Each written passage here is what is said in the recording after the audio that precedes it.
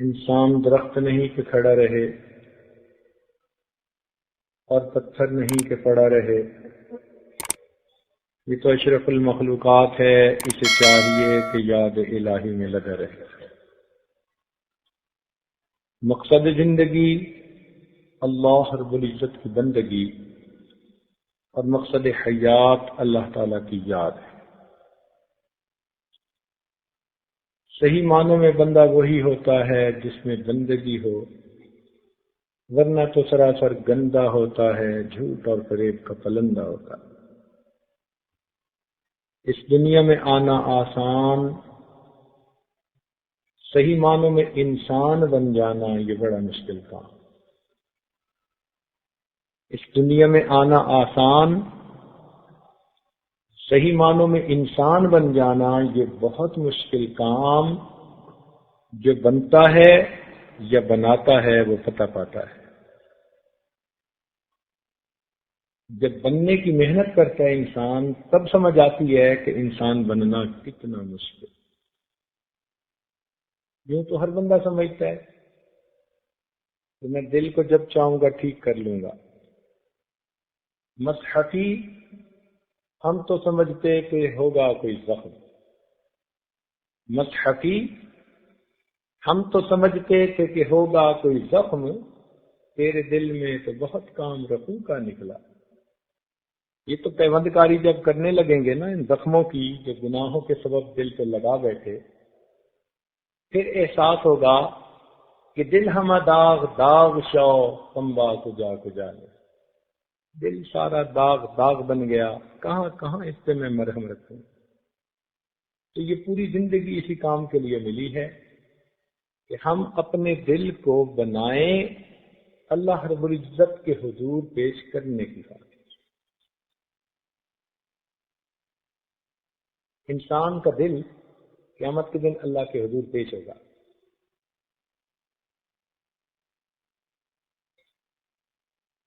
اللہ تعالیٰ کیا فرماتے ہیں؟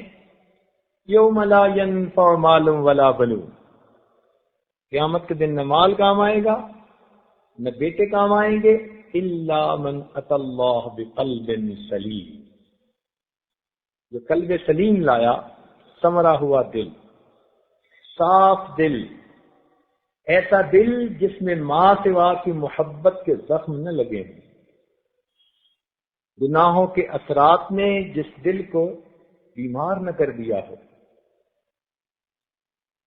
ایسا دل جو لائے گا اللہ رب العزت کے ہاں وہ قبول ہوگا، بندے کو فائدہ دے گا۔ اللہ تعالیٰ دلوں کے بیوپاری ہے، بندے سے دل مانگتے ہیں، دل چاہتے ہیں۔ ہم لوگ 1 روپے کے بدلے میں باغی سیب نہیں خریدتے، دکاندار سے کہتے ہیں ہمیں نہیں چاہیے۔ تو اگر ہم 1 روپے کے بدلے میں داغی سیب قبول نہیں کرتے، اللہ رب العزت اپنی رضا، اپنی لقاء، اپنے مشاہدے کے بدلے میں داغی دلوں کو کیسے قبول فرمائے؟ وہ بھی یہی چاہتے ہیں کہ بے داغ دل لے کے آؤ میرے پاس۔ اس دل کو سنوارنے کی محنت، اسی کا نام تصوف سلوک، اور یہ خانقاہوں کے قیام کا بنیادی مقصد اپنے دلوں کو سنوارنا۔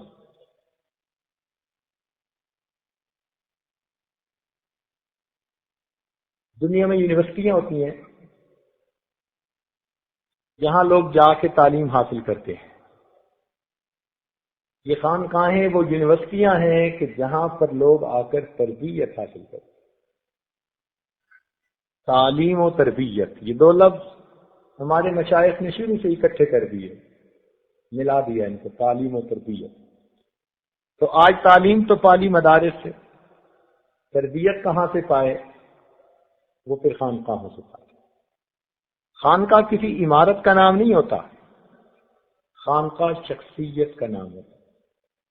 کوئی اللہ کا بندہ کہ جس کو کسی بنانے والے نے بنایا اور اس کے ذمے یہ کام لگایا۔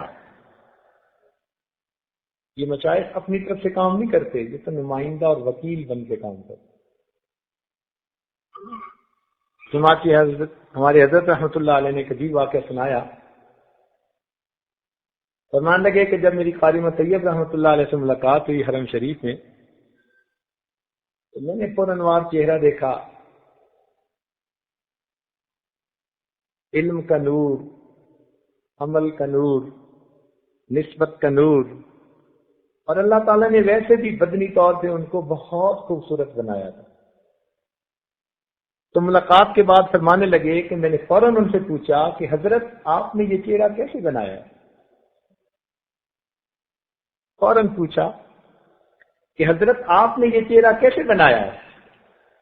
تو قاری صاحب فرمانے لگے یہ میں نے نہیں بنایا، یہ میرے شیخ نے بنایا. یہ میں نے نہیں بنایا، یہ میرے شیخ نے بنایا. ان کو خانقاہیں کہتے ہیں. فرق کتنا ہوتا ہے کہ یونیورسٹیوں میں تو 8 گھنٹے تعلیم پائی پھر چھٹی، ان روحانی خانقاہوں میں چھٹی نہیں ہوتی.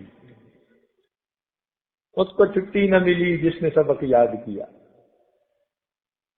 یہاں 24 گھنٹے بندہ سیکھتا ہے، خلوت میں بھی جلوت میں بھی، رات میں بھی اور دن میں بھی. جب شیخ کے سامنے آیا انہوں نے اسی وقت روک ٹوک کر دی، ایسے نہیں ایسے، یوں نہیں کہنا تھا، یوں کہنا تھا. تو یونیورسٹیوں میں 8 گھنٹے کا اسٹوڈنٹ اور ان خانقاہوں میں 24 گھنٹے کا اسٹوڈنٹ. اور یونیورسٹیوں میں تو ایک مضمون پڑھاتے ہیں نا، اور یہاں پوری زندگی کا مضمون پڑھاتے. اٹھتے دیکھتا، بیٹھے دیکھا، بات کرتے دیکھا، ہر چیز پہ شیخ کی نظر ہوتی ہے. کبھی وہ انفرادی زندگی کے بارے میں سمجھا رہے ہیں، کبھی اجتماعی زندگی کے بارے میں. تو ان خانقاہوں والی یونیورسٹیوں میں ایک مضمون نہیں، پوری زندگی کا مضمون سمجھایا جاتا ہے.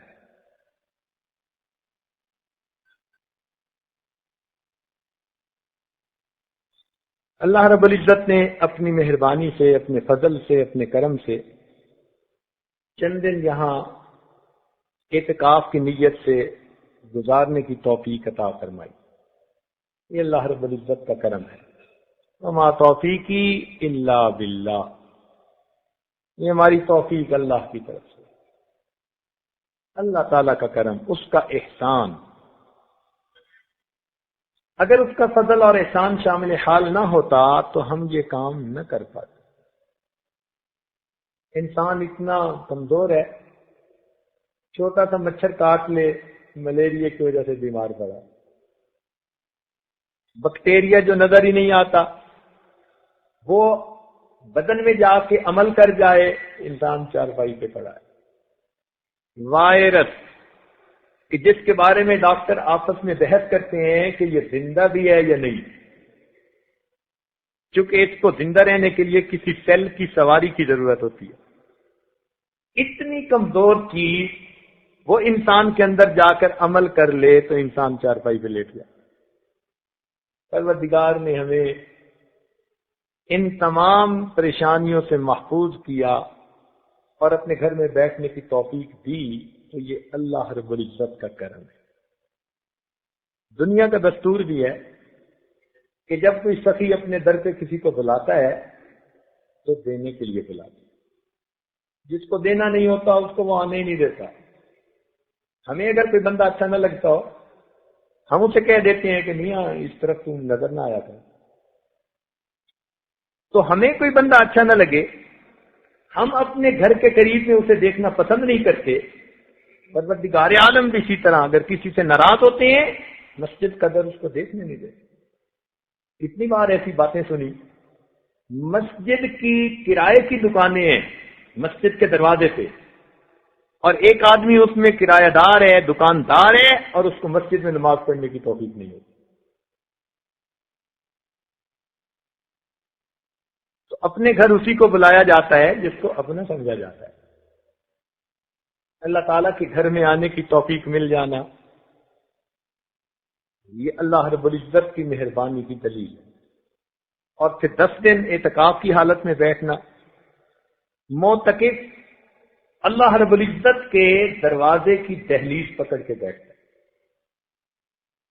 جیسے سائل مانگنے والا کسی بڑے دروازے پہ بیٹھتا ہے امید کے ساتھ کہ یقیناً کھلے گا، کچھ عطا ہوگا، تو معتکف بھی اسی طرح اللہ رب العزت کے در پر امید لگا کر بیٹھتا ہے۔ آپ حضرات مختلف جگہوں سے تشریف لائے، آپ نے یہاں ذکر و عبادت میں وقت گزارا، اس عاجز کے دل میں 100% پکا یقین ہے کہ یہ اعمال اللہ کے ہاں قبول ہوں گے۔ کریم سے یہ بعید ہے کہ پہلے کسی کو آنے دے، عمل کرنے دے، اور پھر کہے کہ میں اجر نہیں دیتا۔ کریم سے بعید ہے۔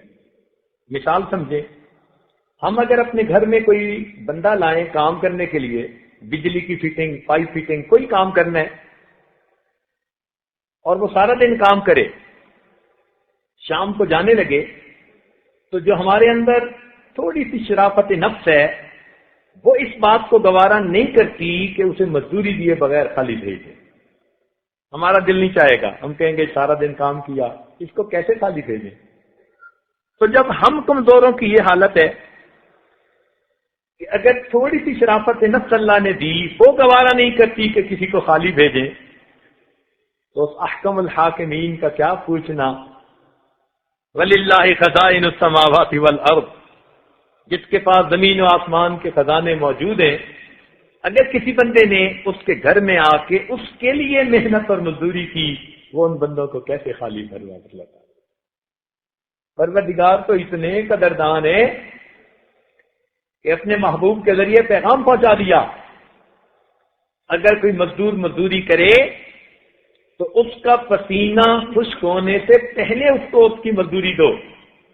اب سوچئے، جو اتنے مہربان ہے کہ مزدور کا پسینہ خشک ہونے سے پہلے دوسروں سے مزدوریاں دلواتے ہیں، جب کوئی مزدور نے ان کے لیے مزدوری کی ہوگی تو وہ پروردگار کتنا جلدی عطا فرمائے۔ مہینہ ختم ہوتا ہے، لوگوں کے دل خوش ہوتے ہیں، ہمیں تنخواہ ملے گی، الحمدللہ۔ اعتکاف والوں کو آج خوشی ہونی چاہیے، روزہ داروں کو آج خوشی ہونی چاہیے کہ الحمدللہ اللہ رب العزت نے ایک مہینہ ایک عبادت کی توفیق عطا فرمائی، اب ہمیں ان عملوں کے اوپر اللہ کی طرف سے اجر ملے گا۔ میری قسمت سے الہی پائے یہ رنگ قبول، پھول کچھ میں نے چنے ہیں ان کے دامن کے لیے۔ ہم نے جو کچھ بھی کیا اس مہینے میں اللہ رب العزت کی رضا کے لیے کیا ہے، قبولیت کے لیے کیا ہے۔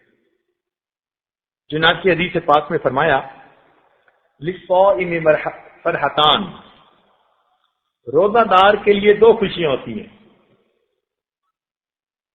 روزہ دار کے لیے دو خوشیاں ہیں۔ پہلی خوشی فرحت عند الافطار، ایک خوشی تو اسے افطار کے وقت ملتی ہے۔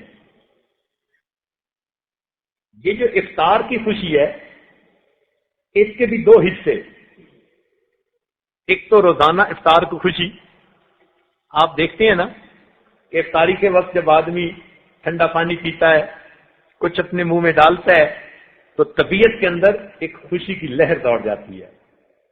یہ لہر دو وجہ سے ہوتی ہے، ایک تو اس خوشی سے کہ ہم نے ایک عبادت کی نیت کی، اللہ کے فضل سے وہ عبادت مکمل ہو گئی۔ اس لیے اگر افطاری سے ایک گھنٹہ پہلے اس کو فذکروا منہ بھر کر ابکائی آئے کہ جس سے روزہ ٹوٹ جاتا ہے، تو اس بندے کو کتنا دکھ ہوتا ہے کہ میں نے اتنا وقت جو تھا وہ بھوک پیاس سے روزے کی نیت سے کاٹا اور اتنا قریب آ کر میرا وہ روزہ نہ رہا۔ تو معلوم ہوا کہ جن کا روزہ مکمل ہو جاتا ہے، عبادت کی تکمیل کی وجہ سے دل میں خوشی ہو جاتی ہے، اور اس لیے بھی کہ اللہ رب العزت کی نعمت انسان پھر کھانے لگ جاتا ہے۔ ایک خوشی تو اس لیے ہوتی ہے، اور ایک خوشی اس لیے کہ حدیث پاک میں فرمایا گیا کہ روزہ دار آدمی جب افطار کرتا ہے اس وقت اللہ تعالیٰ اس کی دعا کو قبول فرماتے ہیں۔ یہ بڑی عجیب نعمت ہے.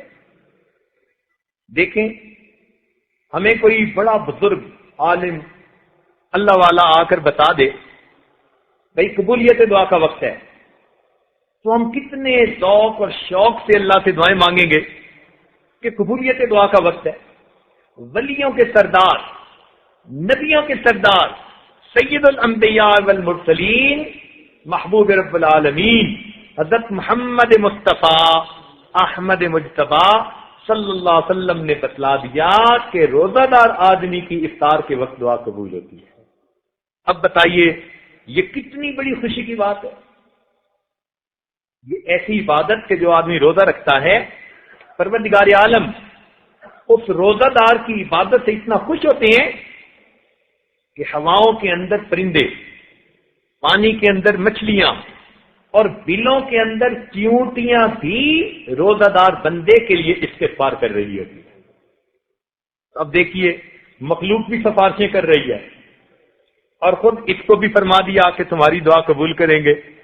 تو پھر افطار کے وقت روزے دار کو کتنی خوشی. یہ پہلی خوشی ہوتی ہے مومن کو. اور 30 دن رمضان میں یہ 30 مرتبہ نصیب ہوتی ہے. الحمدللہ ثم الحمدللہ. اس لیے افطار کے وقت میں دوست احباب الحمدللہ دعائیں خوب کرتے رہے.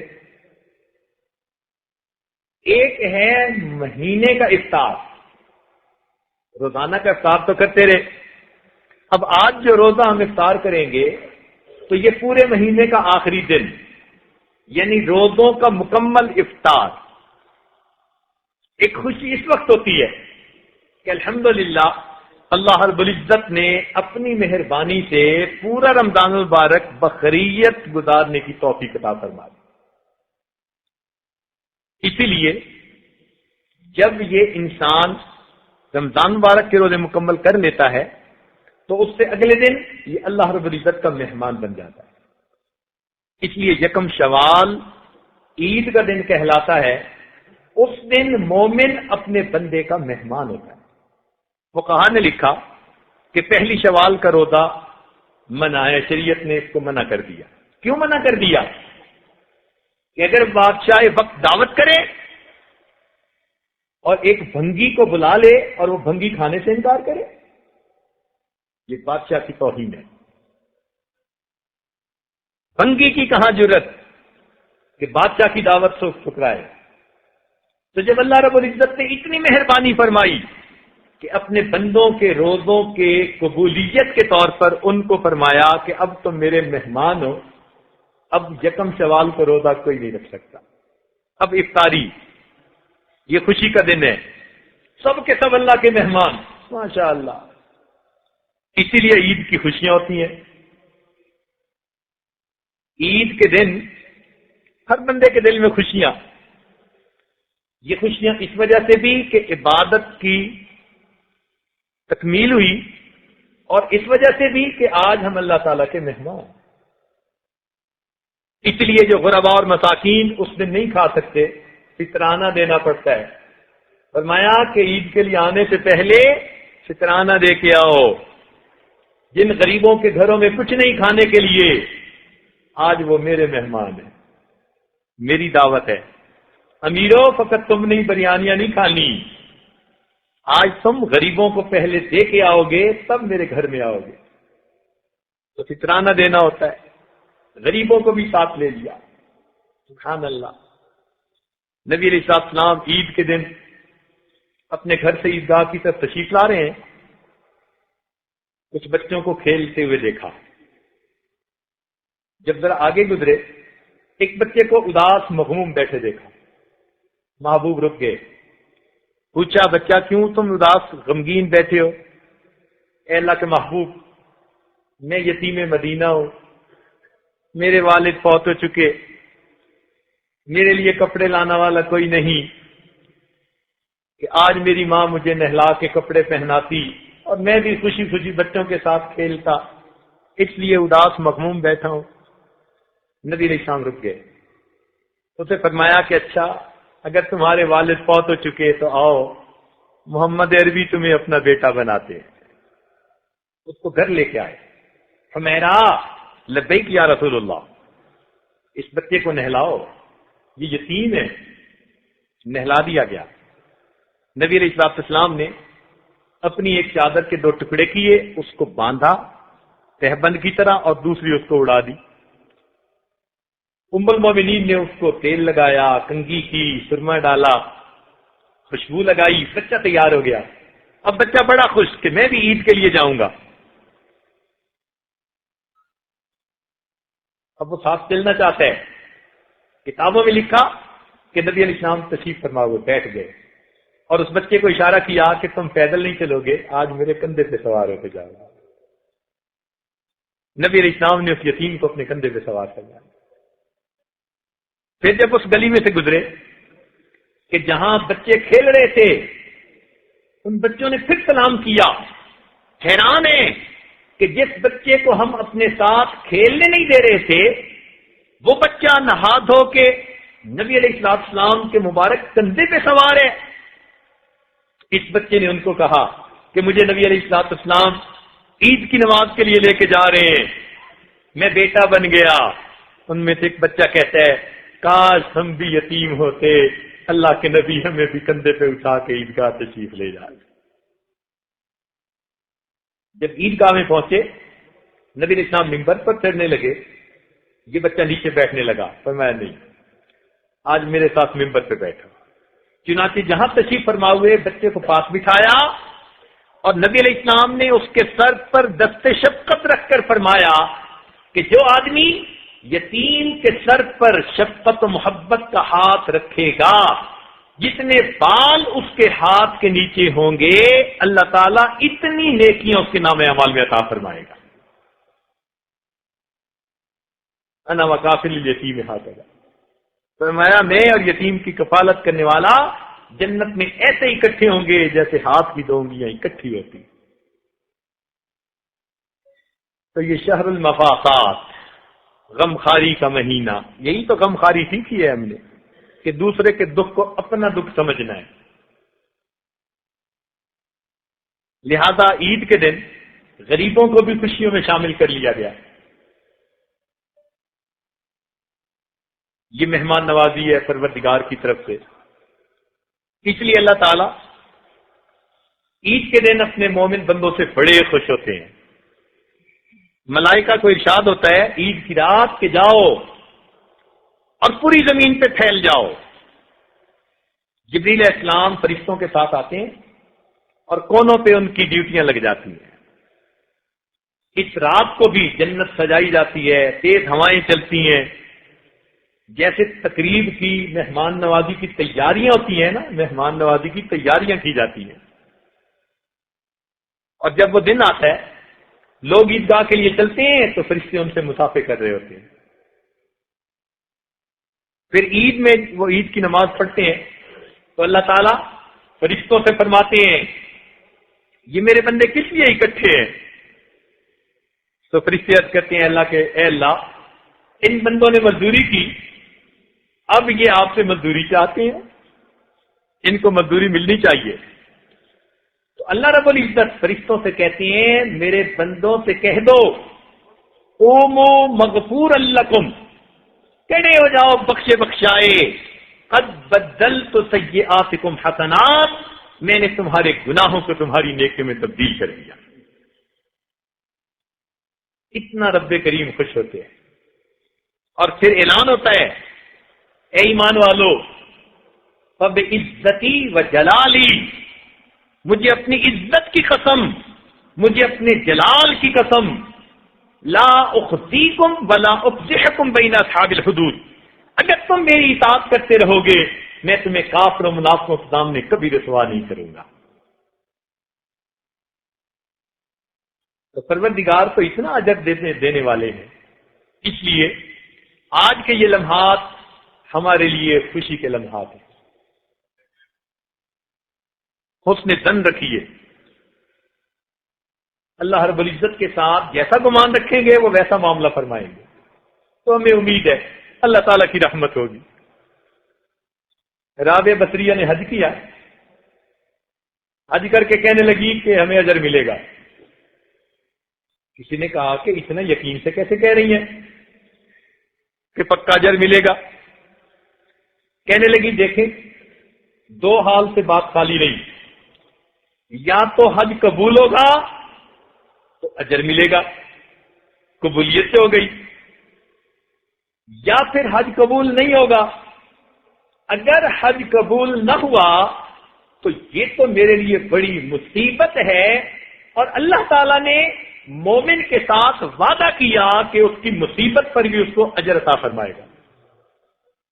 کہنے لگی اجر ملنا ہے، پکی بات ہے۔ تو واقعی بھائی اول تو اللہ تعالیٰ اس اعتکاف کو قبول فرمائے، ہمارا دل کی خوشی یہی ہے، اور اللہ تعالیٰ کے ساتھ اس کریم کے ساتھ امید یہی ہے، یقیناً وہ قبول فرمائیں گے۔ اس لیے کہ سوچ یہ ہے کہ جب اس نے آنے کی توفیق دے دی وہ عطا کرنا چاہتا ہے۔ ہم تو دنیا کے سخیوں کو دیکھتے ہیں نا کہ جب گھر بلا لیتے ہیں کسی کو تو خالی نہیں جانے دیتے، تو پروردگار نے بھی بلا لیا تو بلانا ہی کچھ دینے کی دلیل ہے۔ اس لیے 100% یقین کے ساتھ اس وقت دعائیں کیجیے گا کہ ہم اللہ تعالیٰ سے جو مانگیں گے وہ ہمیں یقیناً ملے گا۔ جتنے خلوص سے مانگیں گے نا اتنا زیادہ ملے گا۔ عمل تو سب نے ایک کیا، لیکن ہر ایک کا اجر اس کے اپنے خلوص کے بقدر، اس کی اپنی محبت الہی کے بقدر ہوگا۔ 1 من سونا 1 من، 1 من لوہا 1 من، 1 من مٹی 1 من، وزن میں سب برابر، لیکن مٹی کی قیمت کچھ اور ہے، لوہے کی قیمت کچھ اور ہے، اور سونے کی قیمت کچھ اور ہے۔ اعتکاف سب بیٹھے، لیکن اب ہر بندے کے اخلاص کے بقدر اللہ تعالیٰ اس پر ریٹ لگائیں گے۔ اللہ کرے کہ ہم سب کے لیے سونے کا ریٹ لگ جائے۔ وما ذلک علی اللہ بعزیز، اللہ کے لیے یہ کام کوئی مشکل نہیں ہے۔ تو اخلاص کے ساتھ مانگیں۔ دیکھیں لینے کے 2 طریقے ہوتے ہیں، ایک ہوتا ہے ضابطے کا طریقہ اور ایک ہوتا ہے رابطے کا طریقہ۔ ضابطے سے تو ضابطے کے مطابق ہی ملتا ہے۔ مثال کے طور پر ایک بندے نے گھر میں مزدوری کی، 200 روپیہ اس کی مزدوری تھی، اب 200 روپیہ اس کو مل گئے، وہ چلا گیا، یہ ضابطے کا کام ہے۔ لیکن اس کی محنت مالک کو پسند آ گئی، اس نے پسینہ بہایا، محنت کر رہا تھا، مالک نے دیکھا اچھا لگا، مالک نے بلا لیا، بھائی کیا حال ہے، کہاں رہتے ہو، کیا کرتے ہو؟ اس نے بتایا کہ میں پریشان حال ہوں، بیٹی کی شادی کرنی ہے، مزدوری کر رہا ہوں۔ اب جب سنا کہ بیٹی کی شادی کرنی ہے تو مالک اپنے گھر گیا اور 10,000 روپیہ لا کر اس مزدور کو دے دیا۔ یہ جو کچھ اس کو ملا یہ اس کو رابطے کی وجہ سے ملا۔ تو ضابطے سے تو 200 ملنے تھے، اور جب ذرا رابطہ ہوا کہ مالک کو پسند آ گیا تو اب کتنا ملا؟ 10,000 روپیہ مل گیا۔ تو رابطے پہ وہ ملتا ہے جو ضابطے پہ نہیں ملا کرتا۔ اس لیے کئی دوست پوچھتے ہیں او جی اشراق پڑھنے پر حج اور عمرے کا ثواب کیسے؟ تو بھائی یہ اشراق کا پڑھنا رابطہ ہے، اس کا دستور نہیں، اور ہے معاملہ، یہ مالک کی دین ہے، وہ جب چاہے دے دے، جتنا چاہے دے دے۔ ایک حج عمرے کی کیا بات کرتے ہو؟ سبحان اللہ۔ تو فرمایا کہ للصائم فرحتان، صائم کے لیے motor number 4AM 4908 second motor AAJ 5169 motor block کا ریلیز ہے۔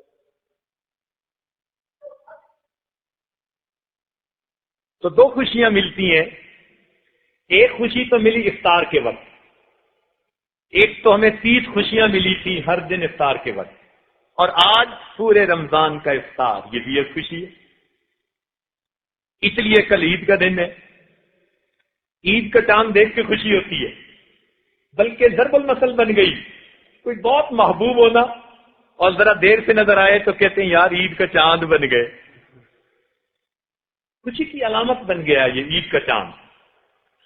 اور شاعروں نے اس پر بڑے اشعار لکھے، لیکن فاتحوں کے شعر پڑھنے کا کوئی فائدہ نہیں، ہمارے اکابر میں سے حضرت حاجی مزاد اللہ مہاجر مکی رحمۃ اللہ علیہ نے ایک شعر کہا، فرماتے ہیں عید گاہے ماں غریباں کوئے تو،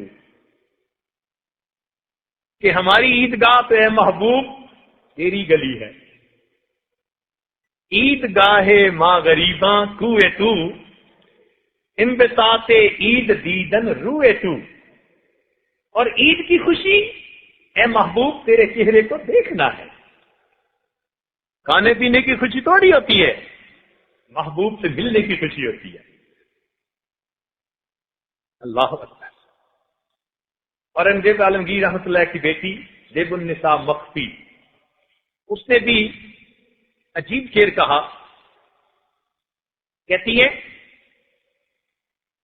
مرغ دل را گلشن بہتر دیکھوے یار نے، مرغ دل کے لیے کوئے یار سے بہتر گلشن اور کوئی نہیں، مرغ دل را گلشن بہتر دیکھوے یار نیز، طالب دیدار را ذوق گل و گلدار نیز، جو دیدار کا طالب ہوتا ہے اسے گل و گلدار کی چاہت نہیں ہوتی۔ گفتما دیش کے بتاں اے دل کی حاصل کر دئی، میں نے پوچھا اے دل تو نے ان بتوں کے عشق سے کیا پایا، گفت مارا حاصل جزنا لہائے دار نے، اس نے کہا کہ ان نفسانی محبتوں سے رونے دھونے کے سوا مجھے کچھ نہیں ملا۔ پھر کہتی ہے چند قطرے خون دل مخفی برائے محوشاں، ریختن برخاک گل پیشے وے اتار نے، اے مخفی یہ دل جو 2 قطرے خون کا ہے، اس قطرے کو مٹی کے اوپر بہا دینا یہ عطار کا شیوا نہیں ہوا کرنا، یہ دل تو کسی اور کام کے لیے۔ تو اللہ والوں کو تو عید کے دن میٹھا کھانے کی خوشی نہیں، اللہ تعالیٰ کی دید کی خوشی۔ اس لیے کسی بزرگ سے پوچھا کسی نے حضرت عید کب ہوگی، پوچھتے ہیں نا جلدی میں، حضرت عید کب ہوگی؟ انہوں نے فرمایا جب دید ہوگی تب عید ہوگی، جب دید ہوگی تب عید ہوگی۔ تو حضرت حاجی صاحب فرماتے ہیں عید گاہے ماں غریباں کوئے تو، انبساط عید دیدن روئے تو، عید کی خوشی اے محبوب تیرے چہرے کی دید ہے، سب ہلال عید قربانت کنم، فرماتے ہیں میں عید کے 100 چاندوں کو قربان کر دوں، اے ہلال عید ماں ابروئے تو، اے کہ تیرا ابرو وہ میرے لیے ہلال عید کی مانند ہے۔ اصل چیز تو محبوب کی دید ہوتی ہے، ان کی دید ہوگی اور ہماری عید ہوگی۔ اس لیے آج ہم یہی دعا مانگے کہ رب کریم عید کو عید بنا دیجئے، اپنی دید عطا فرما دیجئے۔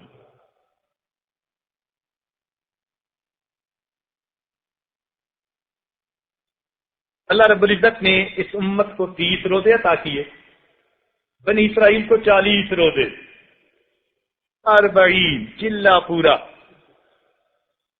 تو بنی اسرائیل کے 40 روزے اور امت محمدیہ کے 30، مگر ان کو اجر 40 کا ملے گا۔ مزہ دیکھیے، مزدوری تھوڑے وقت کی اور اجر زیادہ، وہ کیوں کہ اوور ٹائم بھی عطا کر دیا۔ اللہ تعالیٰ نے جو اپنے محبوب کی سنت بنا دیا آخری 10 دن کا اعتکاف، تو 20 دن تو 20 بنے، اور یہ جو 10 دن کا اعتکاف تھا معتکف دن اور رات دونوں عبادت کی حالت میں رہتا ہے، اللہ تعالیٰ نے ان 10 دنوں کو 20 دن کے برابر بنا کر 40 دن سمجھ لیا، لہذا مومن کو 40 دنوں کا ثواب عطا کیا جائے گا۔ تو امت روزے 30 رکھے گی اور اجر 40 روزوں کا پائے گی۔ سبحان اللہ۔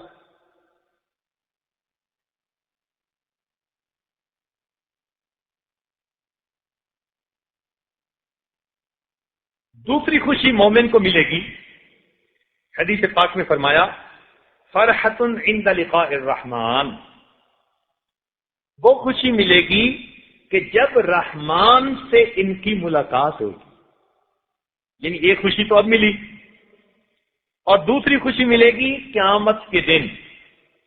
قیامت کا دن اس کو قرآن مجید میں یوم التغابن کہا. تغابن کہتے ہیں فیصلہ. یوم التغابن فیصلے کا دن. یوم یجمعکم لیوم الجمع ذالک یوم التغابن. کیا مطلب کہ وہ ایسا دن ہوگا اے انسان یا تو زندگی کی بازی جیت جائے گا یا پھر زندگی کی بازی ہار جائے گا. وہ ہمارے لیے ہار جیت کا دن ہوگا. اس دن میں اگر مومن کو رحمان کی ملاقات سے خوشی ہو تو یہ جیت کی دلیل ہوتی ہے. یہ جیت کی خوشی ہوتی ہے. اس کا مطلب ہے مومن کو اللہ تعالیٰ جیت کا دن بنا دیں گے. طالب علم پاس ہوتے ہیں نا تو ہار پہنتے ہیں. پتہ نہیں اس کا نام ہار کیوں رکھ دیا, اس کا نام تو جیت رکھنا چاہیے تھا.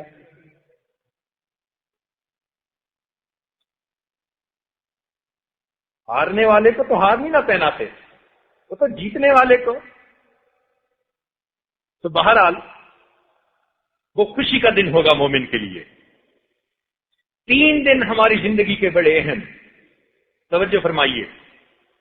ایک وہ دن جب انسان دنیا میں آتا ہے, اور ایک وہ دن جب انسان دنیا سے اپنے رب کی طرف جاتا ہے, اور تیسرا وہ دن جب قیامت کے دن بندے کو اپنے پروردگار کے سامنے کھڑا کیا جائے گا. اس لیے حضرت عیسیٰ علیہ السلام نے کہا تھا وَالسَّلَامُ عَلَيَّ يَوْمَ وُلِدتُّ وَيَوْمَ أَمُوتُ وَيَوْمَ أُبْعَثُ حَيًّا. یہ 3 دن بڑے اہم. ایک دن تو ہمارا گزر چکا کہ دنیا میں آئے, 2 دن باقی ہیں. اللہ کرے کہ وہ دونوں دن ہمارے لیے خوشیوں بھرے دن بن جائے, اور قیامت کا دن ہمارے لیے سب سے زیادہ خوشیوں کا دن بنے. تو روزہ دار کے لیے حدیث پاک میں خوشخبری کہ قیامت کے دن اس کو ایک خوشی اس دن ملے گی. اس دن سلامتی مل جائے. اللہ اکبر. دیکھیں یہ جو بندہ سلام کرتے ہیں نا کسی کو, تو یہ بھی خوشی کا پیغام ہوتا ہے.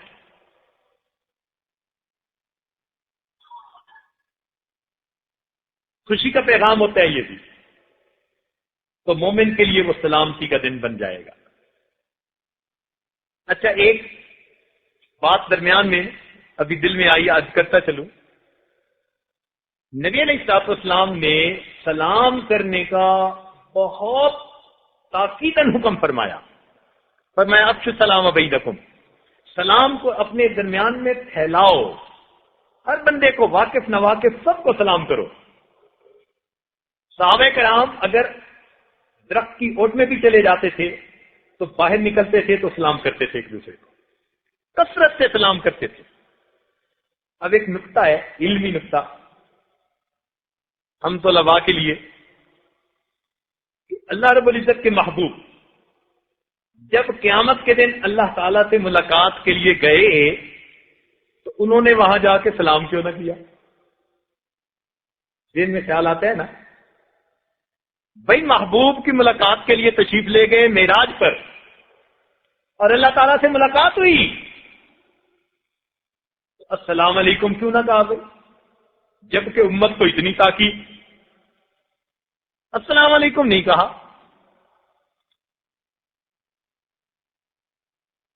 کیا کہا؟ فرمایا التحیات للہ والصلوات والطیبات. قولی تعریفیں, بدنی عبادتیں یا مالی عبادتیں, سب کی سب اس اللہ پروردگار کے لیے. بس اتنی تعریف کی, 3 باتیں کہہ دیں. سلام کا لفظ کہیں نہیں. کیوں؟ بنیادی وجہ یہ کہ سلامتی کی ضرورت اس کو ہوتی ہے جس پر مصیبتیں اور پریشانیاں آنی ہوتی ہیں. اس کو دعا دی جاتی ہے کہ تم مصیبتوں اور پریشانیوں سے بچ جاؤ. تو پروردگار تو خود سلام ہے, تو اس کی شان اس سے بالا ہے, اونچی ہے. اس لیے نبی علیہ السلام نے جا کر تعریف کر دی. جب نبی علیہ السلام نے اللہ تعالیٰ کی تعریفیں کی اور 3 الفاظ میں التحیات للہ والصلوات والطیبات, اب اس کے جواب میں پروردگار نے جواب فرمایا السلام علیک ایھا النبی. دیکھا اب سلامتی کی بات آئی. اللہ تعالیٰ اپنے محبوب کو فرماتے ہیں السلام علیک ایھا النبی ورحمۃ اللہ وبرکاتہ. دیکھا الجزاء الاحسان الا الاحسان. 3 تعریفیں محبوب نے کی تھی، 3 الفاظ میں جواب نبی علیہ السلام کو اللہ تعالیٰ نے دیا. جب جواب مل گیا تو نبی علیہ السلام کی امت پر شفقت دیکھیے.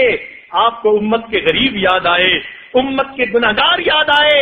آپ نے اس سلامتی میں اپنی امت کو شامل کرنے کے لیے فرما دیا السلام علینا وعلی عباد اللہ الصالحین. تو یہ سلامتی تو مومنوں کے لیے، لہذا قیامت کے دن مومنوں کے لیے سلامتی. ارشاد فرمایا ہم وازواجہم فی ظلال علی الارائک متکئون لہم فیہا فاکہۃ ولہم ما یدعون سلام قولا من رب الرحیم. دیکھا خوشی، مومنوں کو سلامتی ملے گی پروردگار کی طرف. یہ تو رب کریم کی طرف سے سلام مل رہا ہے. جب آگے جائیں گے نا وسیق الذین اتقوا ربہم الی الجنۃ زمرا، تو جماعت کی شکل میں پروٹوکول کے ساتھ، جیسے کسی مہمان خصوصی کو لے کے جاتے ہیں ایسے جنتیوں کو لے کے جائیں گے. اور جب یہ جائیں گے تو کیا ہوگا؟ جنت کے پاس پہنچتے ہی والملائکۃ یدخلون علیہم من کل باب، ملائکہ ہر دروازے سے نکل کے ان کے پاس آئیں گے اور کیا کہیں گے؟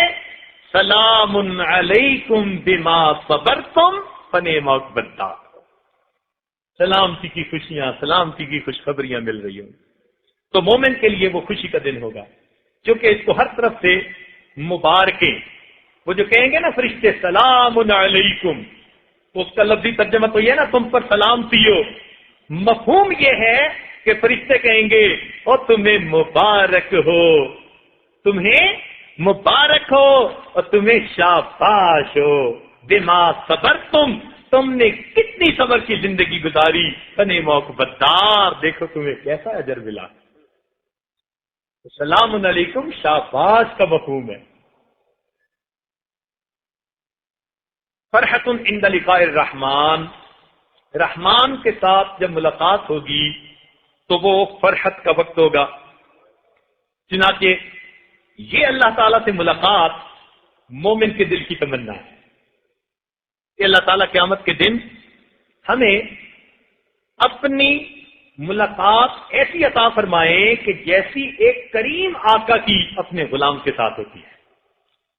کسی نے ایک بزرگ سے پوچھا کہ حضرت قیامت کے دن بندے کی اللہ سے ملاقات کیسے ہوگی؟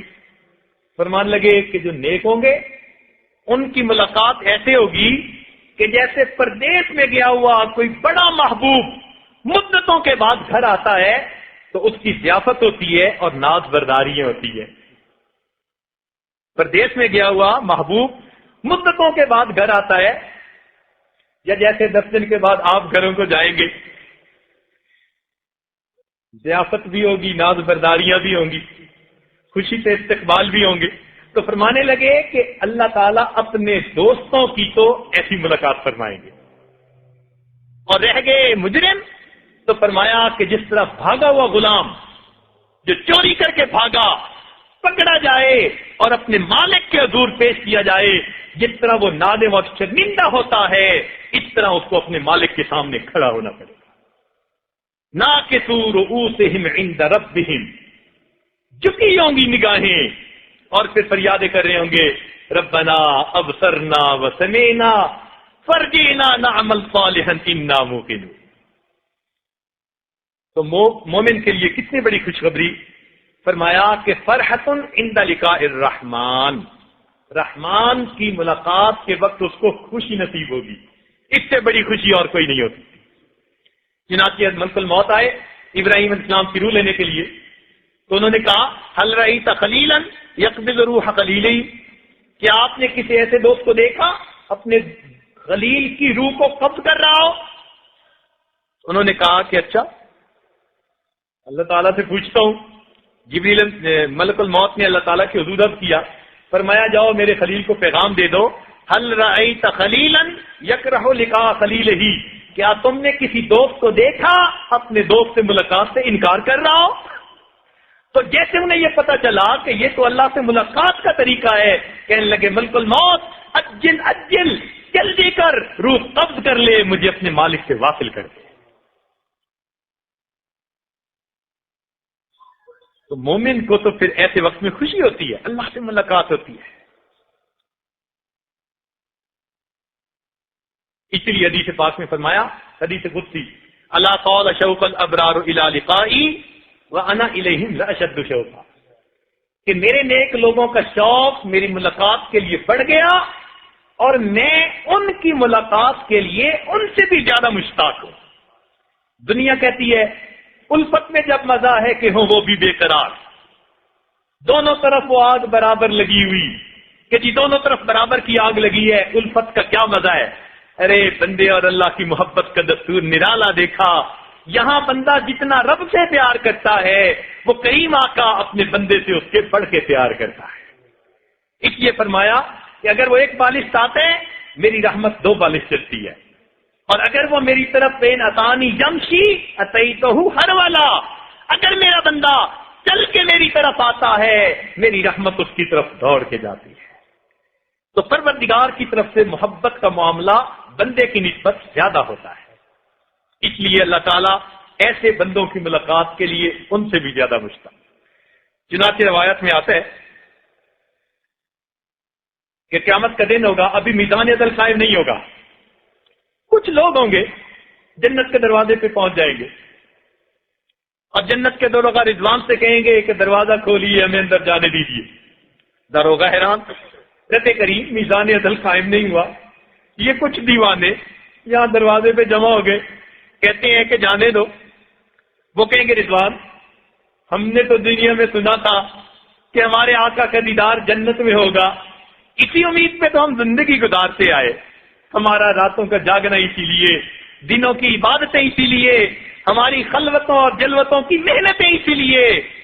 اے رضوان ہمیں دروازہ کھول کے اندر جانے دے، ہم تو مالک کی زیارت کے شوقین ہیں، ہمیں تو وہ چاہیے۔ تو رضوان پوچھے گا پروردگار عالم سے، اللہ تعالیٰ فرمائیں گے رضوان یہ میرے بندے سچ کہتے ہیں، یہ میرے وہ بندے تھے کہ راتوں کی تنہائیوں میں جاگتے تھے اور میرے سامنے سجدہ ریز ہوتے تھے، ان کا جینا میرے لیے، ان کا مرنا میرے لیے، ان کی خوشی میرے لیے، ان کی کمی میرے لیے، ساری زندگی انہوں نے میری خاطر گزاری۔ اے رضوان دروازے جنت کو کھول دے، ان کو بے حساب جنت میں داخل ہونے دے۔ یہ کچھ لوگ ہوں گے جو اللہ کے دیدار کے ایسے چاہت جو ہے مشتاق ہوں گے، ان کو تو اللہ تعالیٰ کا دیدار چاہیے۔ اس لیے فرمایا الموت جسر یوصل الحبیب الی الحبیب، موت ایک پل ہے جو ایک دوست کو دوسرے دوست کے ساتھ ملا دیا کرتی ہے۔ جنت سے بھی زیادہ بڑی نعمت جنت میں اللہ تعالیٰ کا دیدار، اس لیے اس کو علیحدہ کر کے کہا ولدینا مزید، جنت کی نعمتیں تو ہیں ہی ہیں، فرمایا ان کے علاوہ بھی کچھ مزید دیں گے، اور وہ مزید کیا ہوگی؟ وہ اللہ رب العزت کے دیدار ہوگا۔ حدیث پاک میں آتا ہے کہ اہل جنت دن میں 2 مرتبہ اللہ رب العزت کے پاس جائیں گے، فیقرأ علیہم القرآن، اللہ تعالیٰ جنتیوں کو 2 مرتبہ قرآن سنایا کریں گے۔ اللہ تعالیٰ کا دیدار ہوگا، بے جہت، بے کیف، بے شبہ، بے مثال، ہم تصور نہیں کر سکتے، لیکن وہ دیدار کیا ہوگا، اس کی لذتیں ہم تصور میں بھی نہیں لا سکتے۔ اس لیے سب سے بڑی سزا کسی بندے کو اللہ تعالیٰ کے دیدار سے محروم کر دیا جائے، سب سے بڑی سزا۔ سیدہ حفصہ رضی اللہ تعالیٰ عنہ فرماتی ہیں، وقت قریب ہے، کہ میں ایک رات نبی علیہ الصلوۃ والسلام کے ساتھ رات کو سوئی ہوئی تھی، مجھے اپنے رخسار کے اوپر کوئی گرم چیز محسوس ہوئی، جب میں نے ہاتھ لگایا تو وہ پانی تھا، میں نے کہا یہ کہاں سے آیا؟ تو میں نے دیکھا کہ اللہ کے محبوب کی مبارک آنکھوں سے آنسو ٹپک رہے تھے اور میرے رخسار پہ پڑ رہے تھے، کیونکہ ایک بستر پہ قریب سوئے ہوئے تھے۔ میں اٹھ بیٹھی، میں نے کہا اللہ کے نبی ماں یب کی کا، اللہ کے نبی کیا چیز آپ کو رلا رہی ہے، کیا بات ہے، کیا پریشانی ہے؟ تو نبی علیہ الصلوۃ والسلام نے پرنم آنکھوں سے فرمایا، حفصہ تم نے نہیں سنا تمہارا بھائی عبداللہ ابن عمر تہجد میں جو قرات کر رہا ہے تو اس نے کون سی آیت پڑھی؟ تو کہتی ہیں میں جب متوجہ ہوئی تو میرے بھائی تہجد میں بار بار یہ آیت پڑھ رہے تھے، کلا انہم عن ربہم یومئذ لمحجوبون۔ محبوب نے یہ آیت سنی، آنکھوں سے آنسو آ گئے کہ اللہ تعالیٰ فرماتے ہیں کچھ ایسے لوگ ہوں گے قیامت کے دن اپنے رب سے وہ پردے میں ہوں گے، ان کو رب کا دیدار نصیب نہیں ہوگا۔ اس آیت کو سن کر اللہ کے محبوب کی آنکھوں سے آنسو آ گئے۔ یہ سب سے بڑی سزا ہے، اور دیدار کا نصیب ہو جانا یہ سب سے بڑی عطا ہے۔ تو اب سوچئے کہ روزے دار کے لیے فرمایا گیا فرحۃ عند لقاء الرحمن، کہ جب رحمان سے ملاقات ہوگی ان کو فرحت نصیب ہوگی۔ اللہ کرے کہ ہمیں بھی اللہ رب العزت کی ملاقات کے وقت یہ خوشی نصیب ہو جائے۔ الحمدللہ ثم الحمدللہ۔ آج آپ سب حضرات اس وقت افطار کے قریب رمضان مبارک کے آخری لمحات میں موجود ہیں۔ اللہ تعالی ہم سب کی اس محنت کو قبول فرما لے اور ہمیں اللہ تعالی جنت میں اپنا دیدار عطا فرما دے۔ کسی نے رابع بصریہ کو دعا دی تھی کہ اللہ تعالیٰ تمہیں جنت میں گھر عطا کر دے، کہنے لگی کہ الجار ثم الدار، پہلے پڑوسی کی بات کرو اور بعد میں گھر کی بات کرو۔ اللہ تعالیٰ ہمیں بھی اپنے پڑوس کی جگہ عطا فرما دے۔ وآخر دعوانا ان الحمدللہ رب العالمین۔ کسی شاعر نے کیا اچھی بات کہی، اللہ وہ دل دے جو تیرے عشق کا گھر ہو، اللہ وہ دل دے جو تیرے عشق کا گھر ہو، دائمی رحمت کی تیری اس پہ نظر ہو۔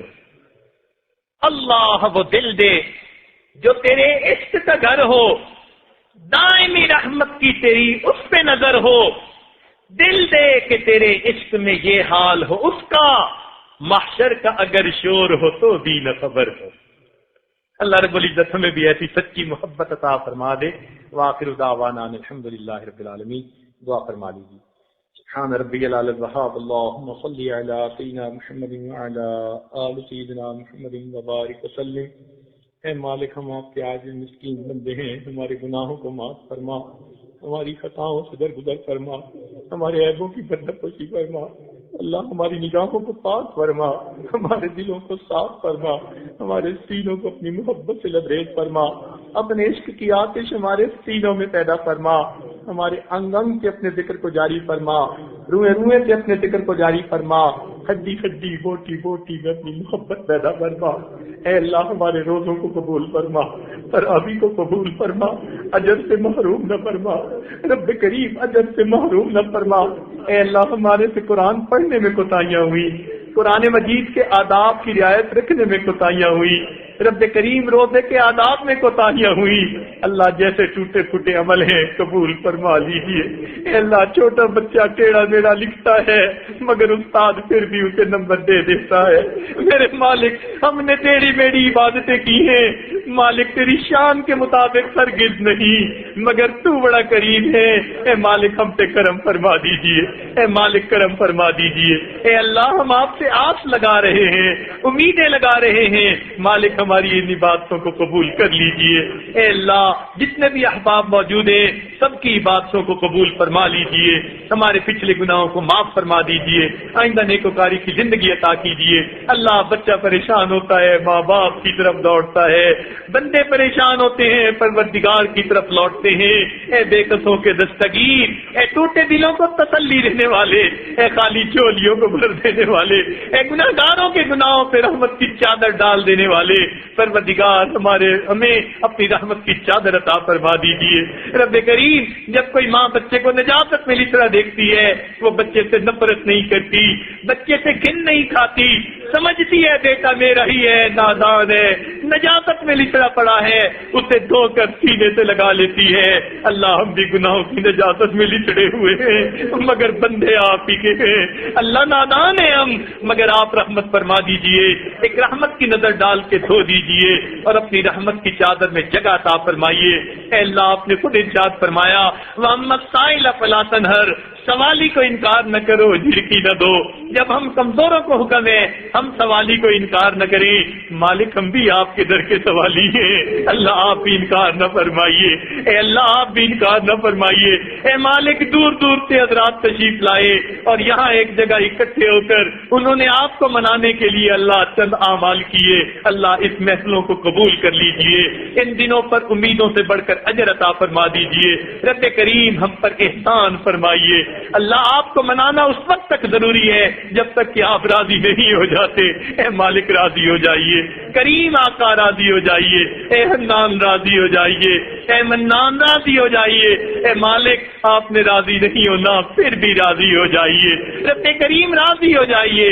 پروردگار ہم پر احسان فرمائیے، رب کریم ہم پر احسان فرمائیے۔ اے اللہ آپ نے احسان قرآن پاک میں ارشاد فرمایا کہ اے انسانوں انتم الفقراء، تم سب فقیر ہو، اور دوسری جگہ فرمایا انما الصدقات للفقراء، صدقات فقیروں کے لیے ہوتے ہیں۔ اے اللہ جب ہم فقیر ہیں اور صدقات فقیروں کے لیے ہوتے ہیں، اللہ اپنی رحیمی کا صدقہ دیجئے، اپنی کریمی کا صدقہ دیجئے، اپنی رحیمی کا صدقہ دیجئے، اپنی غفاری کا صدقہ دیجئے، اپنی ستاری کا صدقہ دیجئے۔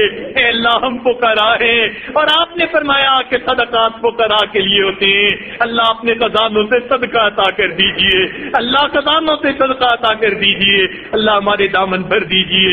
رب کریم ہمارا معاملہ یوسف علیہ السلام کے بھائیوں والا ہے جو غلہ پورا مانگتے تھے مگر قیمت پوری نہیں تھی، اللہ ہمارے پاس بھی عمل پورے نہیں مگر اجر پورا مانگتے ہیں۔ اللہ یوسف علیہ السلام نے بھائیوں کو معاف کر دیا تھا، آپ یوسف علیہ السلام سے زیادہ قریب ہیں، آپ اپنے بندوں کو معاف فرما دیجئے۔